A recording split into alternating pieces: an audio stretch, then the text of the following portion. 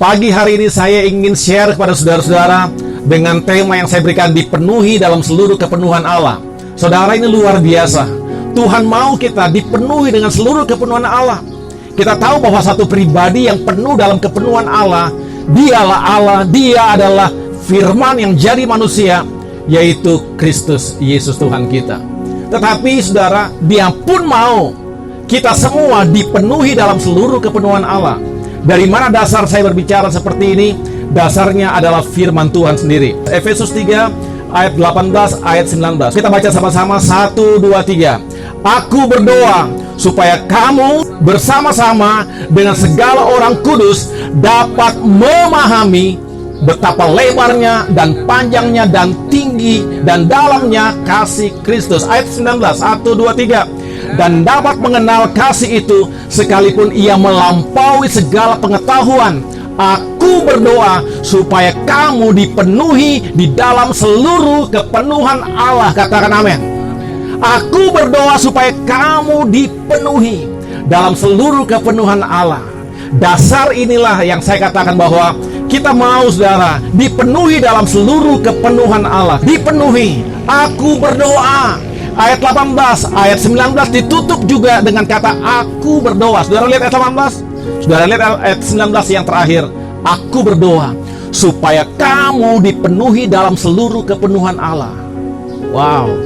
Saudara, minggu lalu kita sudah mempelajari tentang 1 Yohanes pasal 4 ayat 16 dan 1 Yohanes 4 ayat 8. Yaitu apa? Kita telah mengenal dan percaya akan kasih Allah kepada kita. Allah adalah kasih, dan barang siapa tetap berada dalam kasih, ia tetap berada di dalam Allah dan Allah di dalam dia. Ayat 8, kita naik ke atas ayat 8. Barang siapa tidak tahu, ia tidak mengenal Allah, sebab Allah adalah kasih. Kalau kita nggak tahu, berarti kita nggak mengenal. Tetapi kalau kita tahu, berarti kita mengenal. Nah, orang yang mengenal, dikatakan orang yang mengenal Allah adalah kasih. Dan barang siapa tetap berada di dalam kasih itu, di dalam pengenalan akan Allah itu, dia akan menjadi apa? Menjadi penuh dalam seluruh kepenuhan Allah. Saudara, ini luar biasa. Efesus pasal yang ketiga, di ayat 19 dia tutup, aku berdoa, aku berdoa. Satu tadi berdoa tentang kita mengenal kasih itu. Dan kita melihat bahwa kasih yang seperti apa yang kita harus tahu, kasih seperti apa yang kita harus kenal. Betapa lebarnya, betapa panjangnya, betapa tingginya, betapa dalamnya. Tidak ada kasih yang seperti ini, saudara. Kalau kita mencari Tuhan, Tuhan yang mengasihi seperti apa? Kita harus tahu, Tuhan yang mengasihi kita adalah Tuhan yang tidak berbicara kasih dengan hanya berkata-kata atau secara retorika. Dia menyampaikan dengan hebat, tetapi tidak ada sebuah perbuatan yang nyata. Tetapi kita tahu, di seluruh Alkitab mengatakan dalam Mazmur, siapakah gerangan Allah yang dapat disejajarkan dengan engkau? Siapakah yang bisa disejajarkan dengan engkau? Saya mau katakan bahwa dari seluruh kepribadian Allah yang saya kenal selama saya hidup, saya pelajari hanya ada satu pribadi Allah yang disebut Allah, yang menyatakan kasih, dan bukan hanya berbicara tentang kasih, tetapi menyatakan dengan perbuatan kasih. Allah menjadi manusia, firman yang jadi manusia. Lalu nggak hanya datang untuk berbicara dengan kata-kata yang sopan, dengan kata-kata yang santun, dengan kata-kata yang begitu teratur, dengan kata-kata yang begitu luar biasa, memukau seluruh pendengarnya. Enggak. Tetapi akhir dari perkataan itu adalah, Bapa, ampunilah mereka, karena mereka nggak tahu apa yang mereka perbuat. Dan setelah beberapa kata-kata itu diakhiri lagi dengan kata selesai. Saudara, kita berbicara tentang Allah. Siapakah yang dapat disejajarkan dengan engkau? Tidak ada, saudara. Allah yang berbicara tentang kasih, tetapi Allah itu sendiri yang menunjukkan kasihnya. Aku berdoa supaya engkau mengenal hal ini, dan aku berdoa supaya engkau dipenuhi dengan seluruh kepenuhan Allah. Wow, saudara, ini luar biasa. Saya baca ulang-ulang ayat ini. Aku berdoa supaya kamu dipenuhi di dalam seluruh kepenuhan Allah.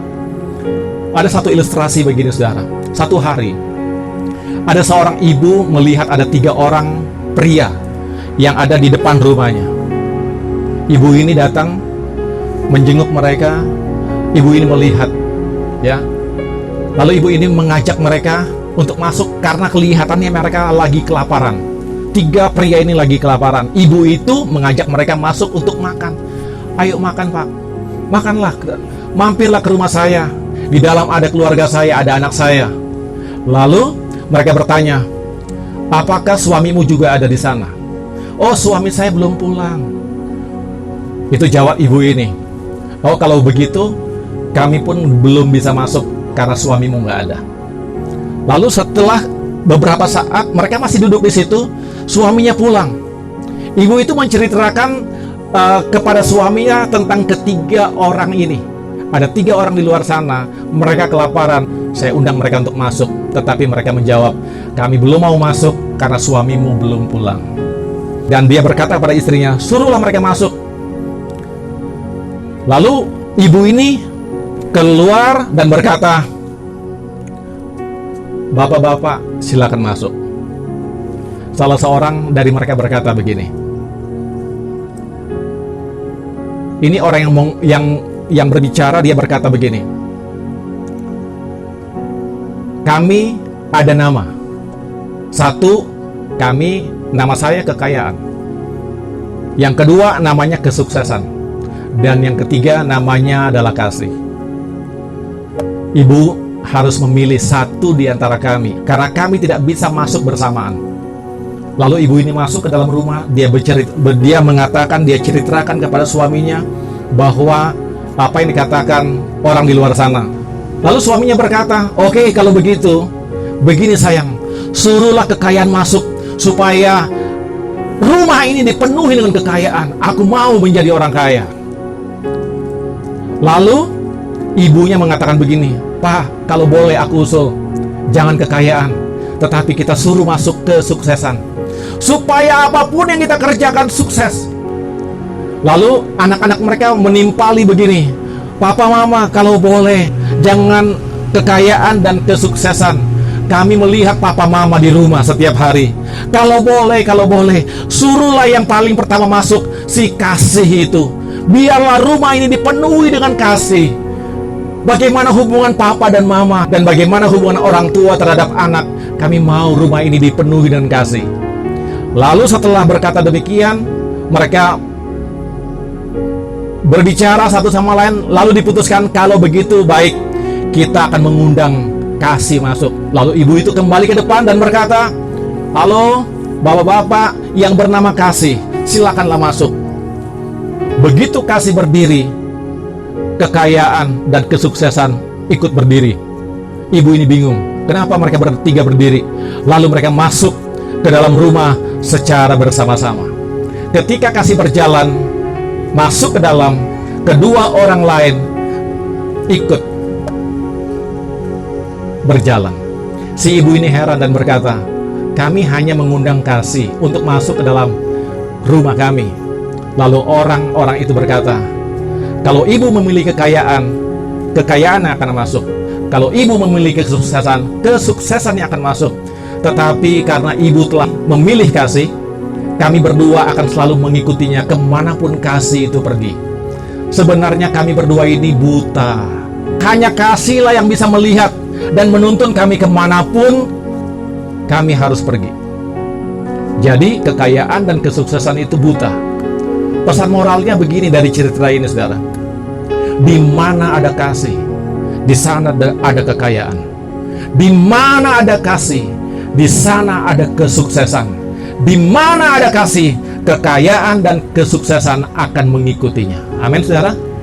Saudara, Efesus pasal 3 ayat 18 ayat 19 mengatakan, aku berdoa supaya kamu bersama-sama dengan segala orang kudus dapat memahami betapa lebarnya, betapa panjangnya, betapa tingginya, betapa dalamnya kasih Kristus, kasih Yesus Ini luar biasa.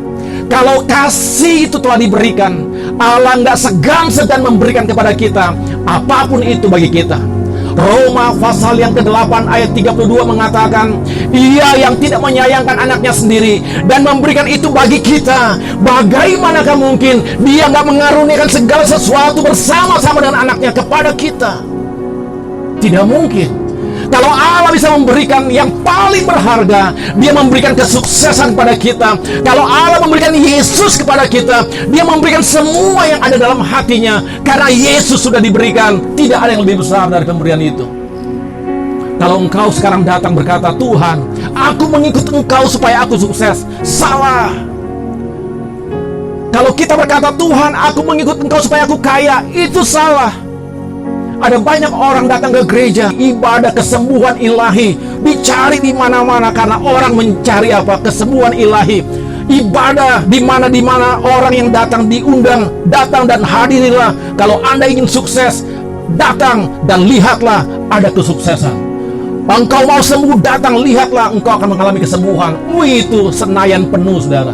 Penuh orang mau apa? Mau melihat mujizat, mau mengalami mujizat. Tetapi kalau cara berpikir kekristenan seperti ini, sesempit ini, saya mau katakan, hari ini, di manakah kesembuhan ilahi itu? Karena sebenarnya yang kita cari bukanlah kesembuhan, yang kita cari bukanlah kesuksesan, yang kita cari bukanlah mujizat, yang kita cari bukanlah kekayaan, tetapi yang kita cari adalah Yesus. Alkitab mengatakan, kalau Dia yang tidak menyayangkan anaknya memberikan itu pada kita, bagaimanakah mungkin Dia nggak mengaruniakan kepada kita segala sesuatu kepada kita bersama-sama dengan anaknya?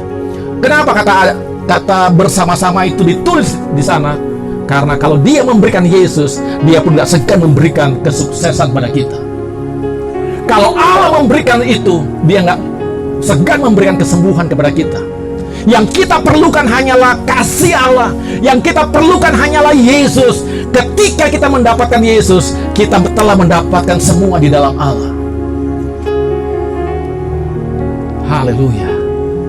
Semua sungai mempunyai hulu, tetapi kasih setia Tuhan tidak berkesudahan bagi kita. Amin, saudara. Selalu indah dan selalu baru setiap hari. Sekalipun kasih Kristus melampaui segala pengetahuan, namun bukan berarti membuat kasih tidak dapat dikenal dan dipahami oleh setiap orang. Wah, terlalu dalam, tetapi bukan berarti nggak bisa dipahami. Terlalu lebar, bukan berarti nggak bisa dipahami. Terlalu luas, bukan berarti nggak bisa dipahami. Sekalipun kasih Kristus adalah kasih yang melampaui segala akal pengetahuan, namun bukan berarti bahwa orang percaya berhenti untuk belajar mengenal kasih Allah.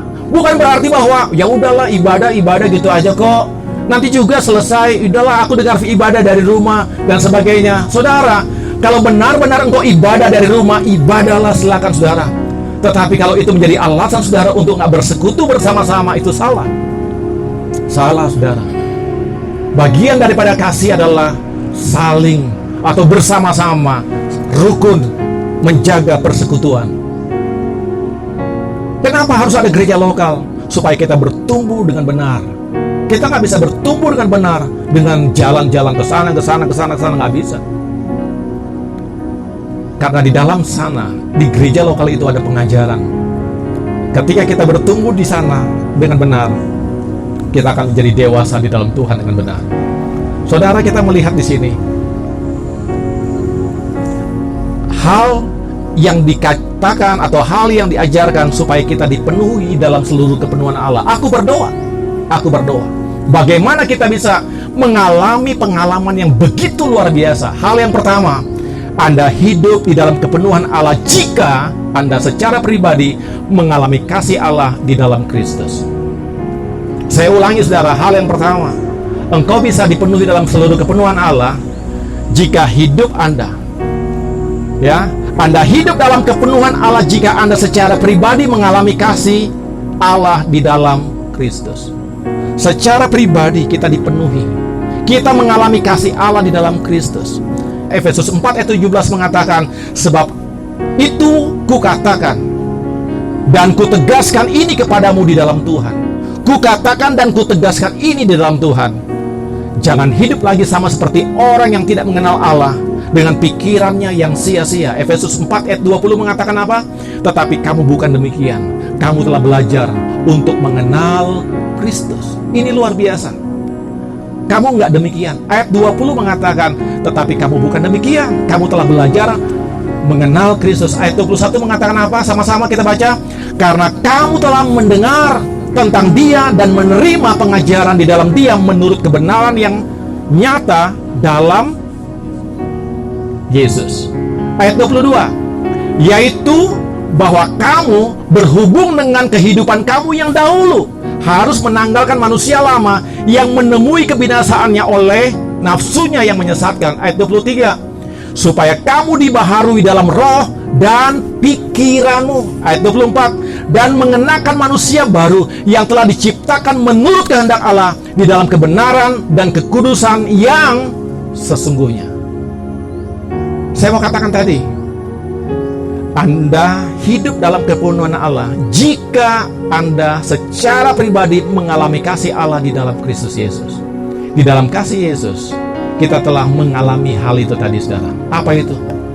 Menanggalkan semua itu, menanggalkan kehidupan lama, karena di dalam Kristus kita telah dibaharui dari perbuatan-perbuatan yang jahat, dari perbuatan-perbuatan yang menjauhi perbuatan Tuhan. Saudara lihat di sini, yang menjauhi Tuhan dengan kita, yang menjauhi Tuhan antara Tuhan dengan kita adalah dosa. Dosa lah yang membuat kita jauh dari Tuhan. Tetapi semua itu telah ditanggalkan karena kasih Kristus. Kita telah menjadi manusia baru, dan di dalam manusia baru kita telah menanggalkan yang lama dan mengenakan manusia baru. Ada banyak orang masih mengenakan manusia lama lalu memakai jubah yang baru. Enggak seperti itu. Tanggalkan dulu pakaian yang lama, jubah yang lama, baru kenakan jubah yang baru, manusia baru. Karena kita mengenal kasih Allah secara pribadi, yang terjadi bila kita secara pribadi telah mengalami Kristus, maka Paulus berkata demikian dalam Filipi pasal 3 ayat 10, yang ku kehendaki, apa saudara? Ialah mengenal Dia dan kuasa kebangkitannya dan persekutuan di dalam penderitaannya, di mana aku menjadi serupa dengan Dia dalam kematiannya. Paulus mengatakan ini, yang ku kehendaki ialah mengenal Dia dan kuasa kebangkitannya dan persekutuan di dalam penderitaannya. Mengenal Dia, persekutuan dalam penderitaannya. Kok itu yang dicari? Karena kita telah mengenakan manusia baru, sehingga kita mau melihat mengapa kita harus ada di sana. Karena Paulus melihat Kristus sebagai pencipta. Segala sesuatu diciptakan hanya dengan berkata jadi maka jadi. Lalu semuanya jadi. Allah yang menciptakan itu dianggap Allah yang besar, dihormati, ditakuti, disembah. Tetapi sekarang Allah melakukan hal yang lebih besar lagi. Firman atau pribadi Allah dibungkus dalam raga manusia. Ketika Dia jadi manusia, berinkarnasi, firman menjelma jadi manusia, dan diam dalam raga manusia. Lalu Dia harus mencapai sebuah perjalanan terakhir, yaitu salib, yang Paulus bingungkan, yang Paulus pikirkan ya secara ajaib. Wow, ini perbuatan yang luar biasa. Bagaimana satu pribadi si pencipta ini datang ke dunia dan menyatakan kasih dengan cara yang luar biasa. Ini nggak masuk akal. Tidak masuk akal. Tetapi memang itu yang Allah lakukan. Ketika Yesus menyatakan itu, itulah perbuatan Allah. Ketika Yesus berkata-kata, itulah perkataan Allah. Ketika Yesus disalibkan, itulah kehendak Allah. Karena begitu besar kasih Allah akan dunia ini, Dia mengaruniakan anak yang tunggal. Dengan cara ini, kita yang seharusnya binasa tidak binasa, tetapi memperoleh hidup yang kekal. Itu sebabnya Paulus mengatakan, yang ku kehendaki ialah sekarang ini di dalam manusia yang baru, yang telah meninggalkan jubah yang lama, telah meninggalkan manusia yang lama, yang ku kehendaki mengenal Dia, bukan dalam kuasa secara supranatural berkata tidak ada menjadi ada, bukan yang begitu saudara. Tetapi yang ku kehendaki ialah mengenal Dia. Ternyata mengenal ini saudara penting. Tanpa pengenalan ini kita nggak bisa sempurna di dalam kepenuhan Allah. Mengenal secara dalam, secara intim, pengenalan yang terdalam di dalam roh kita, pengenalan yang sangat dalam yang disebut perjumpaan ilahi. Terjadi perjumpaan ilahi, divine connection dengan Tuhan, terjadi perjumpaan, mengalami Dia. Wow. Sampai Paulus meneruskan dengan kata-kata ini. Mengenal Dia dan kuasa kebangkitannya dan persekutuan dalam penderitaannya. Mengenal kuasa kebangkitannya, kita akan bisa sampai kepada bersekutu dalam penderitaannya. Kalau ada kuasa kebangkitan ini dalam hidup kita, saya percaya kita menjadi orang Kristen yang begitu kuat. Gak akan tergoyangkan, gak akan terpindahkan. Kasih Yesus adalah kasih yang utama. Bukan kasih pacarmu, bukan kasih orang tuamu, tetapi kasih yang tak berkesudahan hanya dimiliki oleh kasih Kristus ini sendiri. Kasih yang menyelamatkan, kasih yang tak terhingga. Oh, besarlah kasih Allah. Kasih Tuhan, kasih yang menyelamatkan.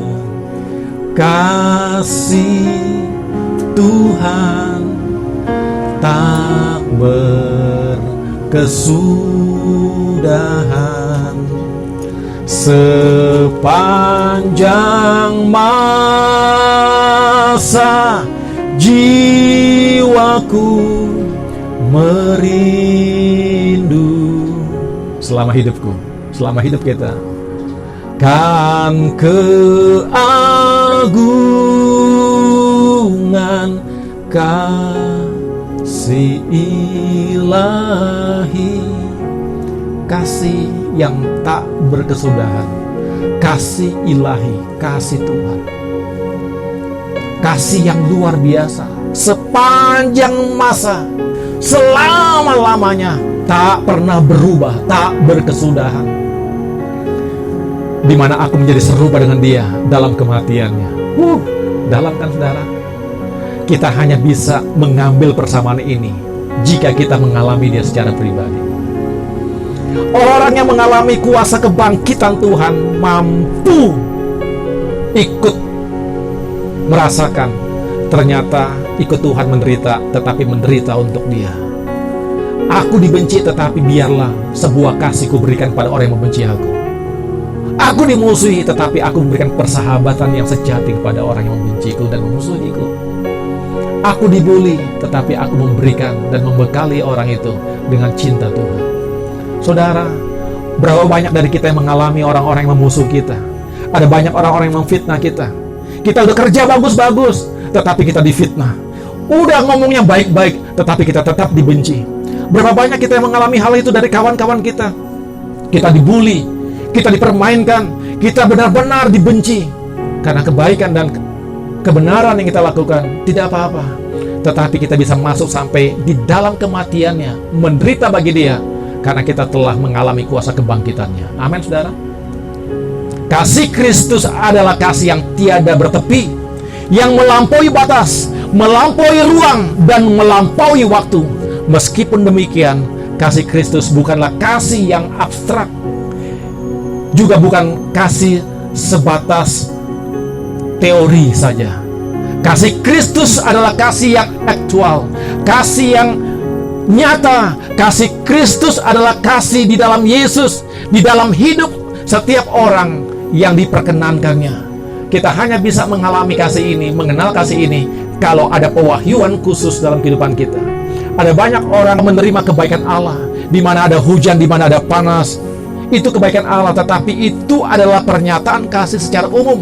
Tetapi kasih secara khusus atau pewahyuan khusus adalah Yesus. Tidak semua orang bisa menerima ini. Tidak semua orang bisa menerima ini. Tetapi kalau kita bisa menerima ini karena diperkenankan oleh Tuhan, Tuhan selalu menjaga kita dengan kasih dan karunia-Nya. Amin, saudara. Semua garis punya batas, tetapi kasih setia Tuhan tak terbatas. Semua laut punya tepian, tetapi kasih setia Tuhan tak bertepi. Semua gunung punya puncak, tetapi kasih setia Tuhan tak berujung. Kasih setia Tuhan untuk selama-lamanya bagi kita. Amin, saudara. Efesus 3 ayat 18 mengatakan tadi, aku berdoa supaya kamu bersama-sama dengan segala orang kudus dapat memahami betapa lebarnya, betapa panjangnya, betapa tingginya, betapa dalamnya kasih Kristus, dan dapat mengenal kasih itu. Ini hanya pewahyuan khusus. Bisa mengenal kasih itu, ini pewahyuan khusus. Kalau belum mengenal kasih itu pewahyuan umum. Semua orang mengalami kebaikan Tuhan, mereka masih bisa bernafas, itu pewahyuan umum, saudara. Tuhan baik memberikan kesempatan mereka untuk apa? Bisa bernafas. Mereka sehat, itu pewahyuan umum juga, saudara. Masih bisa menikmati panas dan hujan, itu semua dinikmati oleh semua orang. Termasuk orang percaya menikmati itu, yang nggak percaya juga menikmati itu. Tetapi untuk mengenal kasih perlu pewahyuan khusus. Dan kalau kita udah mendapatkan ini, bisa mengenal, oh berarti aku menerima pewahyuan khusus. Katakan amin, Tuhan terima kasih. Terima kasih. Ini adalah doa. Aku berdoa supaya kamu bisa tahu betapa hebat kasih Tuhan dan dapat mengenal kasih itu sekalipun ia melampaui segala pengetahuan. Tetapi nggak abstrak. Kasih Tuhan nggak buta. Kasih itu bisa melihat. Karena Allah melihat kita orang-orang berdosa, Dia memberikan anaknya yang tunggal karena Dia melihat kita. Kalau tidak, kalau Allah nggak bisa melihat, kalau kasih itu buta, saya mau katakan, saudara, semua kita nggak usah ke gereja, nggak usah cari Allah, karena semua orang ditakdirkan untuk binasa. Tetapi Allah memutuskan takdir itu, Allah memutuskan kutuk itu, dan memberikan pewahyuan ini bagi kita. Bagi setiap orang yang percaya, selamat. Ini pewahyuan khusus. Kepada siapa diberikan? Kepada saya, kepada saudara-saudara. Kepenuhan Allah hanya dapat terjadi kepada orang-orang yang mengalami kasih Kristus. Yang kedua, Anda dipenuhi di dalam seluruh kepenuhan Allah jika Anda hidup, berdiam, bergerak di dalam Kristus. Saya ulangi yang kedua, saudara. Anda dipenuhi dalam seluruh kepenuhan Allah jika Anda hidup, berdiam, dan bergerak di dalam Kristus. Apa maksudnya? Dasarnya apa? Dasarnya firman Tuhan. Mari kita buka Kisah Rasul 17 ayat 28 bagian A. 1, 2, 3. Sebab di dalam Dia kita hidup, kita bergerak, kita ada. Hal yang kedua, saudara, Anda dipenuhi dalam seluruh kepenuhan Allah jika Anda hidup, berdiam, dan bergerak di dalam Kristus. Saudara lihat, kita bisa mengalami kepenuhan Allah jika hidup kita berdiam, bergerak di dalam Kristus. Iya dong, di dalam Kristus kita dipenuhi dalam kepenuhan Allah. Asal berdiam dan bergerak. Apa yang menggerakkan kita hari ini? Kekayaan? Kesuksesan? Atau rasa takut karena corona?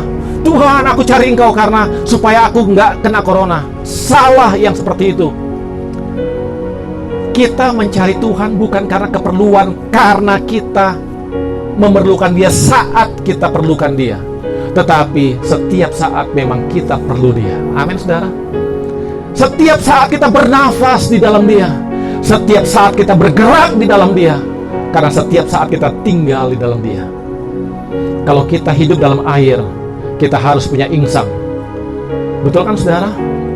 Baru kita bisa bernafas di dalam air. Kalau kita perlu tinggal di dalam Allah, bergerak di dalam Allah, kita perlu kasih Tuhan.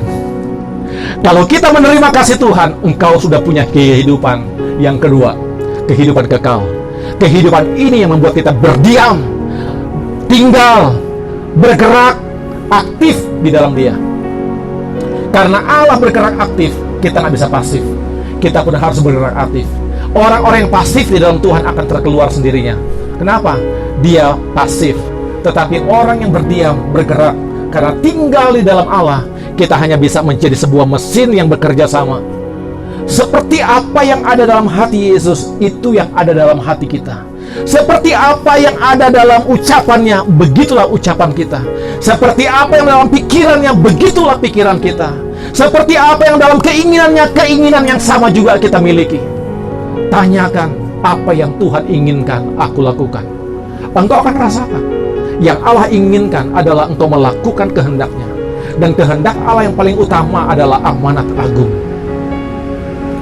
Sejauh corona telah melanda dunia ini, sejauh kita ketakutan karena corona, ada berapa banyak orang yang mendengarkan Yesus melalui kehidupanmu? Ini amanat agung. Saya mau katakan, kalau engkau hanya tinggal dalam rasa takut dan mulai apa? Mulai membuat kehidupanmu berjarak dengan orang dan membuat Yesus pun berjarak dengan mereka, saya mau katakan pesannya itu salah. Pesan yang benar adalah ketika orang melakukan jarak karena ketakutan, dekatkan mereka kepada satu kasih dan harapan bahwa apapun yang terjadi dengan kehidupanmu yang sekarang, engkau nggak pernah menyesal. Walaupun engkau meninggalkan dunia ini, engkau akan bertemu dengan Allah kelak di surga. Pesannya adalah bagaimana engkau merampas dia dari api neraka. Pesannya bagaimana engkau membawa mereka untuk mengenal Tuhan. Paulus mengatakan, celakalah aku kalau aku nggak memberitakan Injil.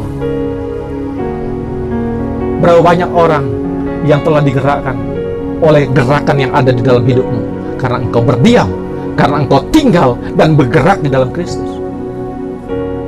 Orang yang tinggal di dalam dia, orang yang bergerak di dalam dia, mempunyai gerakan yang sama, kemauan yang sama. Kalau beda gerakanmu, kalau beda kemauanmu, engkau tidak di dalam dia.